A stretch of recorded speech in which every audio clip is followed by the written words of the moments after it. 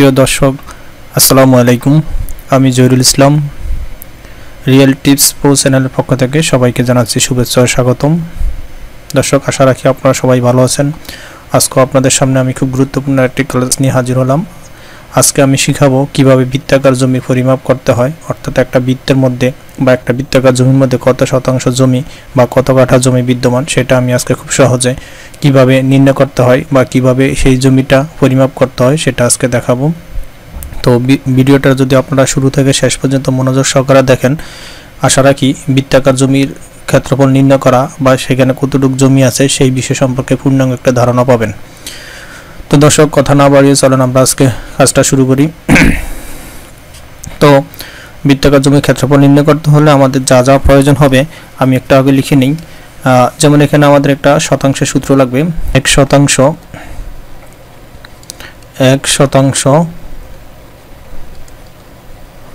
সমান সমান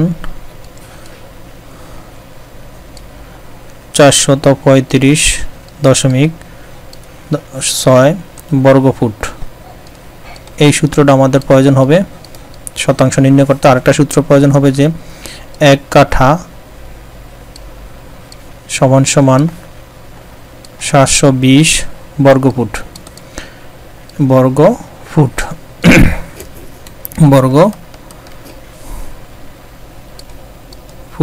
এই দুইটা সূত্র আমাদের প্রয়োজন হবে। আর এখানে ব্যাসার্ধ নির্ণয় করতে হবে। আমাদের প্রয়োজন হবে যে বৃত্তের ব্যাসার্ধ নির্ণয়ের একটা সূত্র, ব্যাসার্ধ আর সমান সমান, এখানে আমাদের এরকম একটা সূত্রের প্রয়োজন হতে পারে। তো ক্ষেত্রফলের সূত্রটা হবে যে, তারপরে ক্ষেত্রফলের সূত্র এখানে হবে যে ফাই আর স্কয়ার। তো দর্শক, আমাদের বৃত্তের ক্ষেত্রফল নির্ণয় করতে হলে যে আমাদের এই জিনিসগুলো অবশ্যই প্রয়োজন বা এই জিনিসগুলো আমাদের অবশ্যই জানা থাকতে হবে বা জানতে হবে। 1% সমান সমান 435.6 বর্গফুট এবং 1 কাঠা সমান 720 বর্গফুট এবং ব্যাসার্ধ আর এবং ক্ষেত্রফল ফাই আর স্কয়ার। এই কয়টা ফিগার যদি আমাদের জানা থাকে, খুব সহজে আমরা একটা বৃত্তাকার জমির মধ্যে কত শতাংশ জমি বিদ্যমান সেটা আমরা খুব সহজে বের করতে পারবো। তো দর্শক, আমাদের প্রথমে যে জমিটা আমরা পরিমাপ করব, এটা একটা জমি। এই জমির মধ্যে আমাদের প্রথম আড়াআড়িভাবে দুইটা রেখা টানতে হবে, একদম মাঝখান বরাবর দুইটা রেখা টানতে হবে। তো রেখার একদম মাঝখানে যে ক্রস যে বিন্দুটা আছে সেই বিন্দু থেকে শুরু করে একদম কর্নার পর্যন্ত আমাদের প্রথমে এখান থেকে এখান পর্যন্ত একটা ফিতা দিয়ে আমাদের এখান থেকে এখানে মাপটা পরিমাপ করতে হবে। এমনভাবে পরিমাপ করতে হবে যাতে এটার মাপ যা হবে এখান থেকে এই বিন্দু থেকে এই বিন্দু পরিমাপ সমান এবং এই বিন্দু থেকে নিচের দিকে সমান, এই বিন্দু থেকে উপর দিকে সমান, এমনভাবে রেখাগুলো টানতে হবে এবং এমনভাবে পরিমাপ করতে হবে।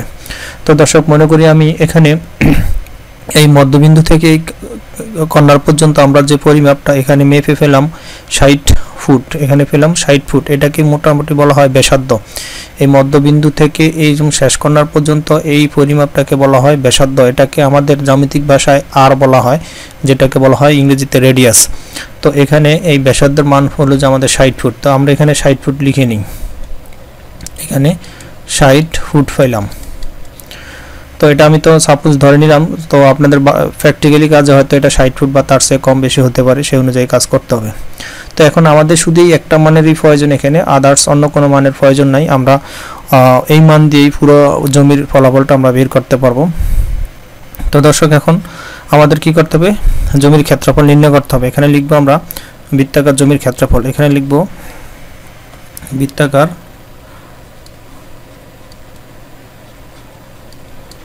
বৃত্তাকার জমির ক্ষেত্রফল। তো বৃত্তাকার জমির ক্ষেত্রফল এই সূত্রটা আমাদের জানা থাকতে হবে যে ফাই আর স্কয়ার। এই সূত্রটা আমাদের জানা থাকতে হবে।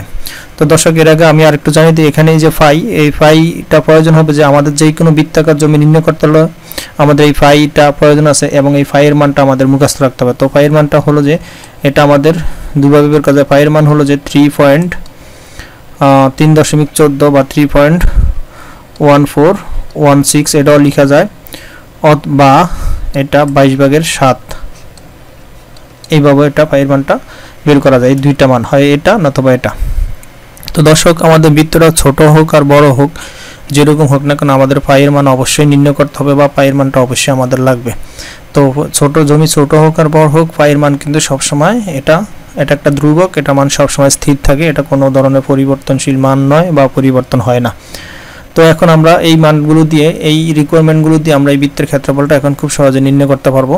তো দর্শক, এখন আমরা ক্ষেত্রফলে মান বসাবো। মান বসানোর জন্য এখানে সমান চিহ্ন দিব। এখানে পায়ের মানটা আমরা লিখব 3.14, এটা লিখব, এবং আর এর মানটা এখানে, এই যে আর এর মানটা এখানে আমাদের কত দেওয়া আছে, 60 ফুট। তো আমরা এখানে আর এর মানটা 60 ফুট লিখব। এখানে লিখব যে 60 ফুট, এটা উপরে স্কয়ার দিব 60 ফুট। এটা সামনে আমরা দিব যে বর্গ ফুট, এটা হবে যে আমাদের বর্গ ফুট। তো দর্শক, এখন এটা বের করব আমরা। এই 3.14 এটা যা আছে তা রাখবো আমরা। রাখার পরে এখানে 60টাকে আমরা যেহেতু উপরে বর্গ চিহ্ন, এটাকে আমরা দুইবার লিখতে পারি, অথবা আমরা সরাসরি ক্যালকুলেটর একবারই করতে পারি, দুইবার লিখতে পারি, অথবা সরাসরি আমরা কাজটা একবারও করতে পারি। করার পরে এখানে আমরা একটা ক্যালকুলেটর নিব হাতে। ক্যালকুলেটর নেওয়ার পরে এখন আমরা 3.14 এটা লিখব, গুণ 60 গুণ 60 লিখার পর আমাদের এখানে একটা ফলাফল আসছে 11,000। এটা এখানে বর্গ ফুট, এটা আসছে যে আমাদের 11,304, 11,304। তাহলে আমরা এখানে ফলাফলটা লিখব যে 11,304, এখানে 11,304 বর্গ ফুট। অর্থাৎ এখানে এই টোটাল যে জমিটা, এই টোটাল জমির ক্ষেত্রফলটা হলো যে আমাদের 11,304 বর্গ ফুট। তো দর্শক, প্রথমে আমি একটা সূত্র আপনাদেরকে দেখিয়েছিলাম। সেই সূত্রটা হলো যে 1% = 435.6 বর্গ ফুট। এই সূত্রটা যদি আমাদের শতাংশে নির্ণয় করতে হয় এই জমিটা, তাহলে আমাদের এই সূত্রটা প্রয়োজন, এবং যদি আমাদের কাঠাতে নির্ণয় করতে হয় তাহলে 1 কাঠা = 720 বর্গ ফুট, এই সূত্রটার প্রয়োজন। তো আমরা দুটো সূত্রই প্রয়োগ করব। তো এখন আমরা যদি শতাংশ জমির পরিমাণ এখানে লিখব, জমির পরিমাণ, সুতরাং জমির পরিমাণটা লিখব। এখানে লিখব জমির পরিমাণ।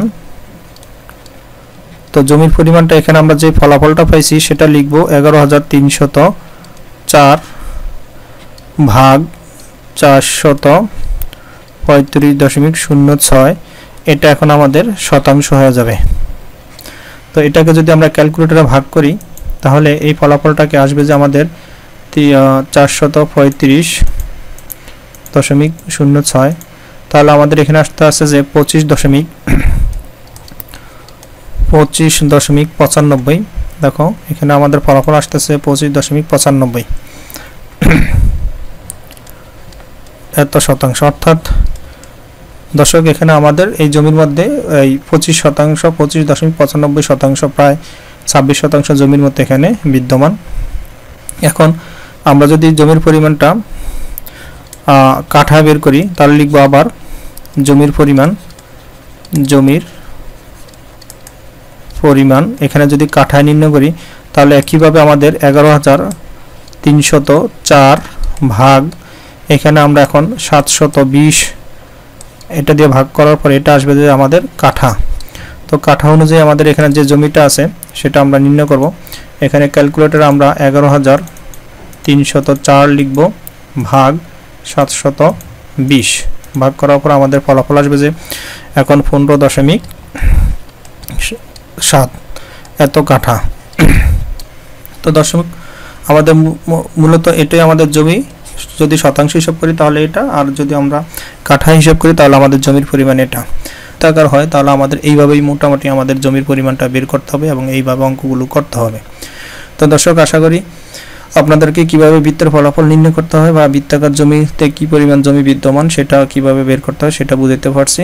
যদি আমি বুঝিয়ে আপনাদেরকে সহযোগিতা করতে পারি বা আমার ভিডিওটা যদি আপনাদের কাছে ভালো লাগে তাহলে আমার চ্যানেলটা অবশ্যই সাবস্ক্রাইব করে রাখবেন, কারণ পরবর্তীতে এই জমি এইরকম এটার সাথে রিলেটেড আরও কীভাবে অন্যান্য জমিগুলো মাপতে হয় সেগুলো আমি ধীরে ধীরে ভিডিওর মাধ্যমে আপনাদেরকে দেখার সুযোগ করে দিব। আপনারা অবশ্যই আমার সাথে থাকবেন, বেল আইকনে ক্লিক করে রাখবেন যাতে নতুন নতুন ভিডিও দেওয়ার সাথে সাথে আপনারা সবার আগে দেখতে পান। তো ভালো থাকেন সবাই, আল্লাহ হাফেজ।